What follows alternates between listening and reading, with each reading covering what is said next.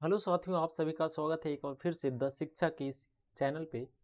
दोस्तों, आज बात करने वाले हैं बीपीएससी शिक्षक का टीआरई 4 के बारे में कि आपका सिलेक्शन कैसे होना है। आपको ये वीडियो पूरा देखना होगा। आप पूरा वीडियो देखिए, एक एक चीज़ आपको बताऊंगा स्टेप बाय स्टेप आपको कैसे कैसे आगे बढ़ना है और कैसे आपको सिलेक्शन लेना है। ठीक है, तो पूरा वीडियो में बने रहिए और ध्यान से सुनिए और उसके बाद यूटिलाइज कीजिए जो मैं बता रहा हूँ, क्योंकि मैं खुद किया हूँ तो आपको बता रहा हूँ। पहले तो ऐसा होता कि यदि बोलता तो विश्वास नहीं करते, लेकिन अब तो आपको करना पड़ेगा, क्योंकि मैं जो बोल रहा हूँ सब एक एक चीज़ वही करना है आपको। ठीक है, तो मैं आपको बता रहा हूँ कि कैसे कैसे आपको करना है। ठीक है, हाँ, तो अब देखिए, सबसे पहला बात है कि ये फरवरी तो लगभग समझ लिए ख़त्म होगी होने वाला है, तो फरवरी तो ख़त्म हो गया। अब बच गया आपके पास अभी टीआरई 4 का वैकेंसी नहीं आया है। तो नहीं आया है तो इसका मतलब आप बैठे तो नहीं रहिएगा, आप तो पढ़ ही रहे होंगे। और नहीं पढ़ रहे हैं तो आप पढ़ना स्टार्ट कर दीजिए। ठीक है, तो अब टीआरई 4 में कैसे सिलेक्शन लेना है, क्योंकि कट ऑफ देखिए दिन पर दिन बढ़ता जा रहा है। और ये टीआरई 4 में कट ऑफ टीआरई 3 से ज़्यादा ही जाएगा यदि इस लेवल का क्वेश्चन पूछा जाएगा तो। और इससे भी ज़्यादा हार्ड लेवल क्या कर सकता है। हाँ, पीआरटी लेवल का थोड़ा सा क्वेश्चन वेराइटी ज़्यादा होता है तो इस वजह से हार्ड हो जाता है। तो देखा जाए तो कि सबसे आसान और सबसे हार्ड शिफ्ट में तो सबसे हार्ड लगता है पीआरटी का ही, 1 to 5 का ही। तो हम एक एक बात बताएंगे कि कैसे कैसे आपको कैसे बढ़ना है आगे। सबसे पहले हम बात करेंगे 6 to 8 का, 9 10th का। उसके बाद हम बात करेंगे 6 to 8 9 10th एक साथ आएगा, ये दोनों अलग नहीं है, टीजीटी दोनों एक है। ठीक है, उसके बाद हम बात करेंगे आपका पीजीटी पीआरटी पे पीआरटी पे और टीजीटी पीजीटी एक साथ ही समूचा होने वाला है। अब सबसे पहली बात ये रहा कि अब लगभग आपके पास मान के चलिए कि टीआरई 4 में एग्ज़ाम होने में लगभग लगभग आपके पास 2 से 3 महीना है। ठीक है, 2 से 3 महीना, हाँ 3 महीना तो लेकर ही चलिए कि 3 महीना तो मिनिमम लगेगा। तो आपको करना क्या है, सबसे पहली बात है आपको कि बात करने वाले किसके लिए, तो बात करेंगे टीजीटी के, टीजीटी।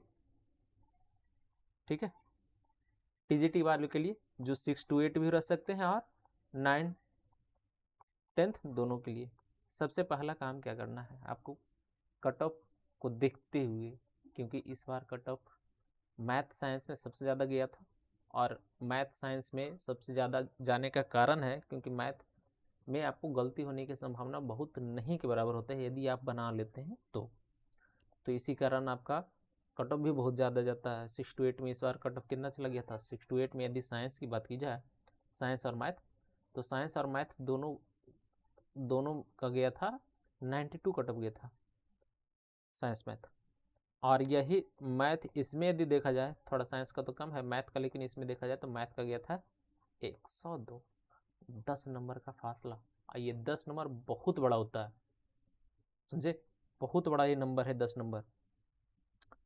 अब देखिए करना कैसे है आपको, तो सबसे पहला स्टेप 1 आपको यही करना है कि जिनका जिनका जो सब्जेक्ट है, फर्स्ट में आपको क्या करना, जो भी आपका सब्जेक्ट है, तो आप सब्जेक्ट पे पहले देखेंगे कि सब्जेक्ट आपका जिनका मैथ है, जिनका साइंस है, जिनका सोशल साइंस है, यानी कोई भी सब्जेक्ट है, पहले सब्जेक्ट को पढ़ना कैसे है। सब्जेक्ट को पढ़ने के लिए आप एनसीईआरटी सबसे पहला चीज। ठीक है, एनसीईआरटी कहाँ से कहाँ तक, तो एनसीईआरटी में कहाँ से पढ़िएगा, तो 8 क्लास से स्टार्ट करना है, 8 क्लास से 10th तक सबसे पहला बार, 8 से 10th।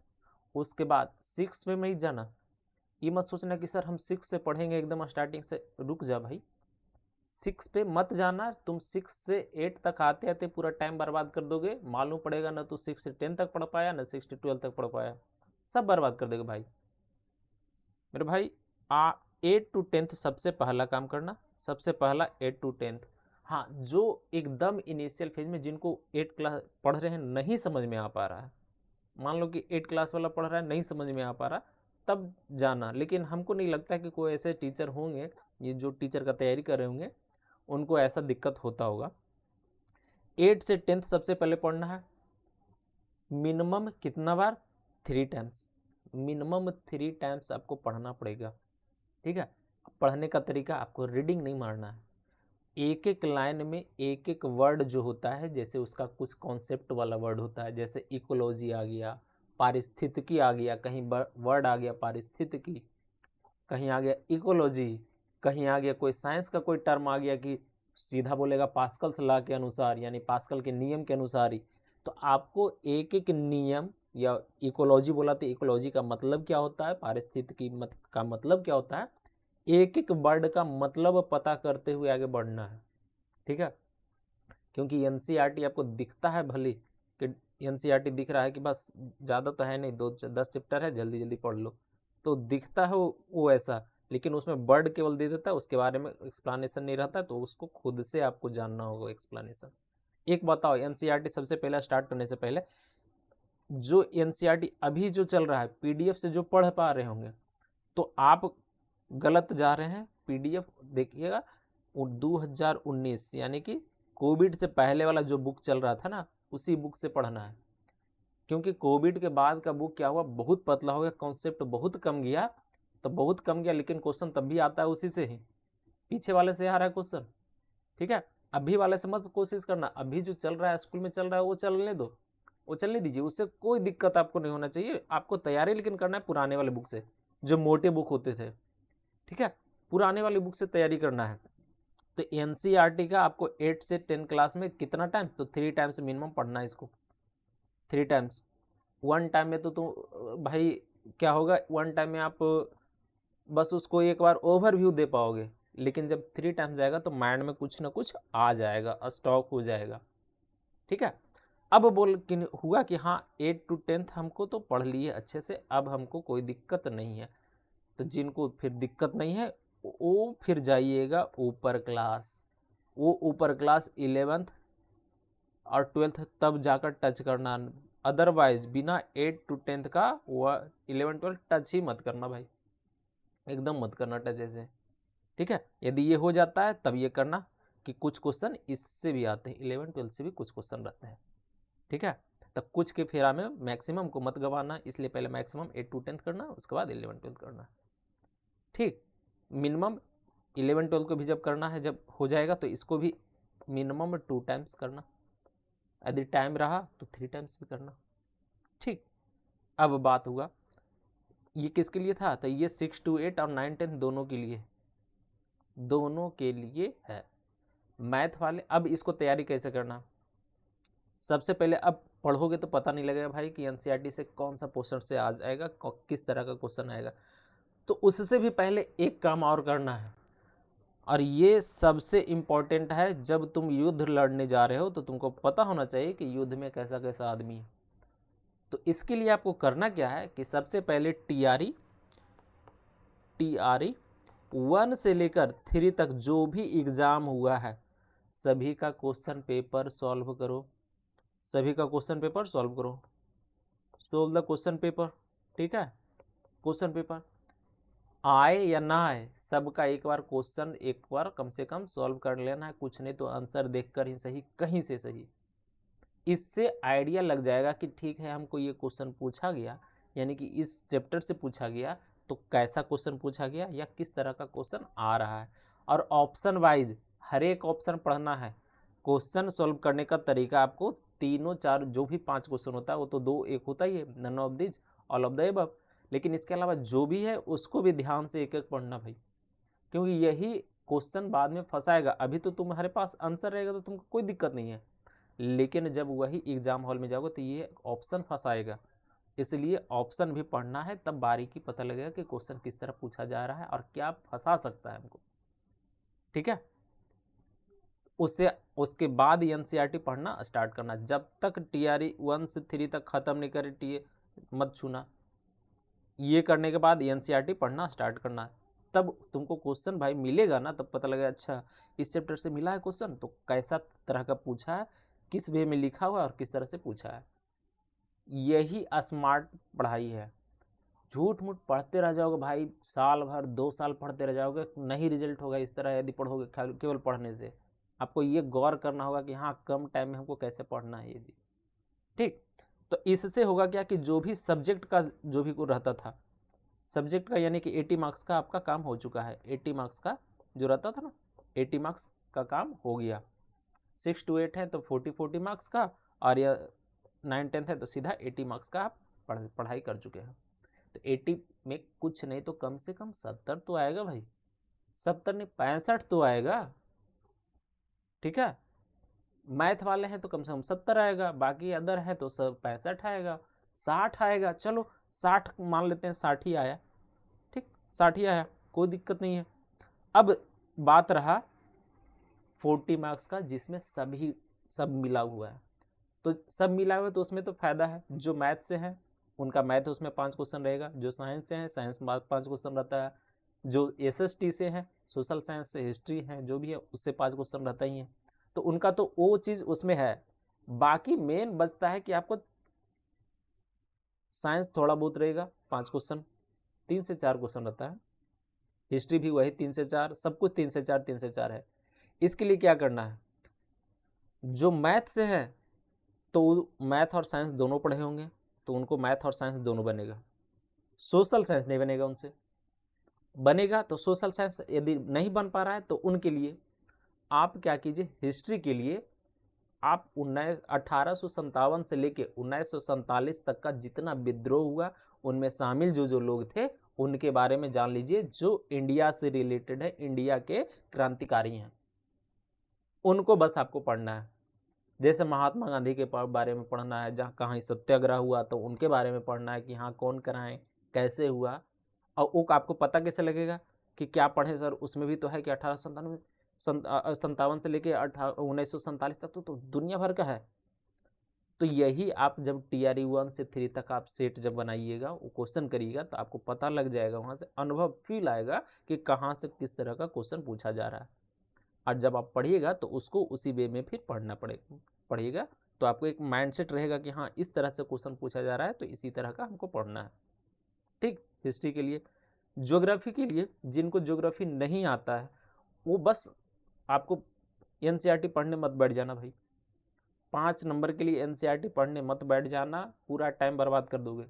उसके लिए आप सबसे अच्छा आपको बता रहा हूँ, आप क्या करना, यदि कहीं से उपलब्ध होता है वो कोई टीचर दे देते हैं तो सही, नहीं तो आपको लूसेंट काफ़ी है, लूसेंट का ज्योग्राफी जो दिया हुआ है काफ़ी है, उसमें से कम आपको 2 से 3 क्वेश्चन तो मिल ही जाएंगे उससे। ठीक है, इधर उधर बहुत हार्ड नहीं पूछा जा रहा है, उसमें बहुत हार्ड नहीं पूछा जा रहा है, ज्योग्राफी ठीक ठाक पूछा जा रहा है, तो 3 क्वेश्चन उससे आप मिल जाएगा। आप लूसेंट पढ़ लेना, उसके लिए लूसेंट का ज्योग्राफी पढ़ लेना। ठीक है, लूसेंट का ज्योग्राफी काफ़ी बढ़िया है, ठीक ठाक है, जितना आता है उससे आ रहा है। अब बात करते हैं कि जो मैथ साइंस वाले थे वो तो पढ़ लिए, यदि SST वाले हैं वो मैथ और साइंस कहाँ से पढ़े, तो मैथ आप वहाँ पर बनाइएगा तो देखिएगा मैथ बहुत आसान बेसिक लेवल का रहेगा। तो आप फार्मूला याद कर लेना, कुछ नहीं करना, आप फार्मूला याद करना, फार्मूला पुटिंग क्वेश्चन ज़्यादा रहेगा, 5 क्वेश्चन फार्मूला पुटिंग ही रहेगा।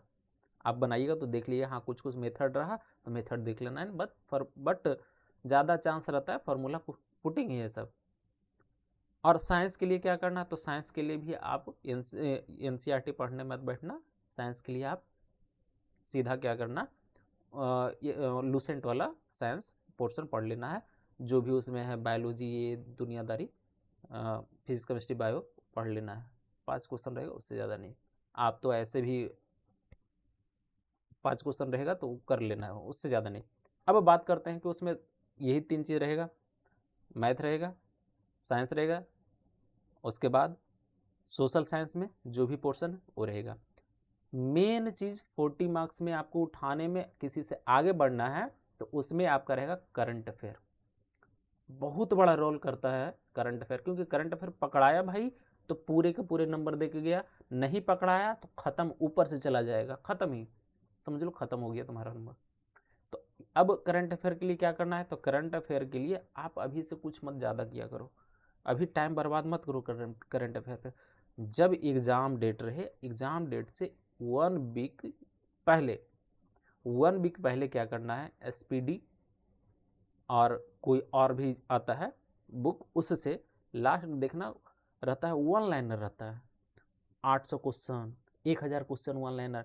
आपको कुछ नहीं, उसको 2 बार रीडिंग करना है, रटना नहीं है, 2 बार उसको रीडिंग कर लेना है। कम से कम 5 में से 3 क्वेश्चन तो वही रहेगा, मिनिमम 3 क्वेश्चन वही रहेगा। ठीक है भाई, ऐसे आप न्यूज़ कहीं सुन रहे हो, देख दाख रहे हो, थोड़ा सा न्यूज़ चैनल वगैरह, न्यूज़ चैनल तो छोड़ दो, चैनल की तो बात ही मत करो। जैसे कोई सर कोई पढ़ा रहे हैं तो यदि देखते हो, आदत है तो देखना, ज़बरदस्ती मत बनाना उसको भी, ज़बरदस्ती अभी कुछ मत करना भाई। ठीक, आप 1 सप्ताह पहले बस वही 1000 क्वेश्चन, 1500 क्वेश्चन 2 बुक से अपना क्या करना है, 2 बार पढ़ना है रीडिंग की तरह। बस जब बैठे 1 घंटा पढ़ लिए, 2 घंटा में ऐसा करके पढ़े अपना। ठीक है, उस तरह रीडिंग मारना। लास्ट बार में, लास्ट में क्यों क्या होता है कि लास्ट बार में जो पढ़ोगे ना भाई, वो दिमाग में बस रहेगा कि सुना सुना रहेगा। एग्जाम में आएगा, देखो अरे ये तो सुना हुआ लगा, ये लग कहीं देखे थे, ये आंसर होगा, मार के खत्म कर दिया कहानी। ठीक है, यही काम करना है आपको टीजीटी और 9th के लिए। अब इसके अलावा और क्या करना है, अब पीजीटी वाले, पहले पीआरटी वाले सुनिए, उनके बाद पीजीटी वाले भी उनका भी वही हाल है। पीजीटी का भी उसी तरीके से जैसे 9th चला है, उसी तरीके से उनका अपना जो सब्जेक्ट है, सब्जेक्ट में पढ़ना है उनको, 11th-12th तक अच्छे से पढ़ना है। ठीक है, अब पीआरटी वाले के लिए क्या करना है, पीआरटी वाले जो भी भाई बहन हैं उनके लिए, ठीक है, पीआरटी के लिए यानी कि 1 to 5 के लिए सबसे पहला काम वही गीता। गीता क्या है, तो टीआरई 1 से लेकर 3 तक जितना क्वेश्चन है, सब क्वेश्चन आपको भी बनाना है, क्वेश्चन पेपर अच्छे से सॉल्व करना है। ठीक है, अच्छे से सॉल्व करना है आपको, एक एक ऑप्शन तक को आपको सॉल्व करना है। यहीं से आपको निकल कर आगे कि कहाँ से क्या पूछा जा रहा है। समझे, आपको भी एक ही काम करना है कि सबसे ज़्यादा इसमें आपको ध्यान देना है किसी चीज़ पे, तो आपको आंदोलन पे याद रख ध्यान देना है। जो भी हिस्ट्री है तो आंदोलन पे ध्यान देना है, वही 1857 से लेके 1947 तक आपको ध्यान रखना है हर एक के बारे में। कोई टीचर यदि कहीं कोर्स लिए हुए हैं तो उनसे आपको पढ़ना है उसमें। इसीलिए तो बोल रहा हूँ टीजीटी से ज़्यादा हार्ड है पीआरटी, लेकिन इतना भी नहीं कि नहीं निकाल सकते, निकाल तो रहे हैं, सब लोग निकाल रहे हैं ना। तो पीआरटी वाले घबराइए नहीं। हाँ, थोड़ा सा ज़्यादा मुश्किल इसलिए है क्योंकि इसमें बहुत पोर्शन पढ़ना है। उसमें है कि एक ही 80 नंबर का आपका सब्जेक्ट ही रहता है, लेकिन आपका हर एक सब्जेक्ट थोड़ा थोड़ा पढ़ना है इसमें। ठीक है, तो आपको करना क्या है, एकदम जो भी इसका जो सिलेबस है, सिलेबस के अकॉर्डिंग एकदम पढ़ना है आपको। तो 1857 से लेके आपको ये पढ़ना है 1947 तक हिस्ट्री। ज्योग्राफी पढ़ना है, आपका भी ज्योग्राफी यही है। यदि कोई टीचर का किन्हीं का यदि आपका पीडीएफ है तो वो यदि लगता है कि हाँ वो उचित है, उतना पर्याप्त है, वो इनफ है, तो फिर आप वो भी पढ़ सकते हैं। नहीं तो आपका लूसेंट भी काफ़ी है इसके लिए, लूसेंट भी काफ़ी है भाई साहब। और आप ग्रेजुएट किसी न किसी सब्जेक्ट से होंगे तो आपको उस सब्जेक्ट के बारे में नॉलेज होगा। जो साइंस से होंगे उनको साइंस के बारे में नॉलेज है, उनको ज्योग्राफी पढ़ना है, बात वही है। और जो आर्ट्स से ग्रेजुएट है तो आर्ट्स आप पढ़े हैं, आर्ट्स आप पढ़े हुए हैं, 11th-12th में कभी पढ़े होंगे या फिर ग्रेजुएशन में पढ़े होंगे। आशा तो कम है कि ग्रेजुएशन में पढ़े होंगे, लेकिन ठीक है 11th-12th में पढ़े होंगे तो आपको साइंस पढ़ना होगा। तो जिनका जो कोर सब्जेक्ट है वो तो आप जानते हैं, उसके अलावा आपको जो पढ़ना है वो आप पढ़ सकते हैं उसे। उसके बाद आपका वही है 40 मार्क्स का सबका कॉमन, जो 40 मार्क्स का पहले जो बताएं उसी तरीके से इसमें भी करना है। 40 मार्क्स वाले सबके लिए बराबर है, तो सबके लिए, चाहे वो पीआरटी हो, पीआरटी में 40 मार्क्स का आता है क्या अलग से, नहीं सबका लगभग सेम ही रहता है। तो पीआरटी का सब तो 1 to 5 सेम ही है, उनमें कोई दिक्कत नहीं है। पीआरटी वाले लैंग्वेज वाले में रहता है, हाँ तो 40 मार्क्स का सबका रहता है। 40 मार्क्स सबका एक ही है, चाहे वो टीजीटी हो या पीआरटी हो, सबका एक चीज़ है। ठीक है, लाइट तो कट गया भाई, देखते हैं हो पाता है तो। ठीक है, अब बात रहा कि आपको करना क्या है इसमें। सबसे ज़्यादा पीआरटी वाले आप सेट प्रैक्टिस पे भी ध्यान रखना है आपको, कि सेट प्रैक्टिस करते रहे। आपका मैक्सिमम बेनिफिट हो पाएगा। कोई भी एक बुक पकड़िए, उसका सेट प्रैक्टिस करना है, उसके साथ साथ उसके साथ साथ आपको क्या करना है, उस तो उसका एक एक लाइन जो आपका आंसर में दिया रहता है पीछे, उसको भी पढ़ना है। जैसे कोई बुक से बना रहे हैं तो बुक का पूरा आंसर देखेंगे। जैसे आपका प्लेटफॉर्म का रहता है, प्लेटफॉर्म का रुक्मिणी पब्लिकेशन का, तो उनका अच्छा रहता है, रुक्मिणी पब्लिकेशन का उनका अच्छा रहता है, तो उनका भी आप बना सकते हैं। या फिर कोई और आप देखना चाहें textbook.com पे, तो उससे आप बना सकते हैं। लेकिन हम ज़्यादा प्रीफर करेंगे कि ऑफलाइन ही बनाइएगा। ऑनलाइन से होता क्या है ना कि हैबिट थोड़ा अलग तरह का रहता है उसमें, और वहाँ रहेगा किताब पे रहता है सब कुछ, वहाँ भी तो आपको ऑफलाइन ही करना है। ठीक है, तो ऑफलाइन ज़्यादा बेटर है कि ऑफलाइन आप सेट मारें। सेट मारने में आपको करना क्या है, सबसे बड़ा चीज़, कम नंबर आए घबराना नहीं, ज़्यादा नंबर आए खुश मत हो जाना भाई। बहुत सारे हम लोग भी जब तैयारी करते थे ना तो ज़्यादा आता था, 90 नंबर आ रहा था, आता था जब मारते थे सेट 90 नंबर। जब हमारे दोस्त मार रहे हैं सब 90, लेकिन एग्ज़ाम में क्या हुआ, TRE 2 में हम लोग का ऐसा क्या घूमा, मेरा तो कुछ अलग चक्कर हुआ था। हम सिग्नेचर ही गलत करके चलाए थे, हिंदी में ही गलत लिख दिए थे सिग्नेचर ही, तो इस वजह से मेरा तो बर्बाद हो गया। बाकी का क्या आवाज़ कर रहा है।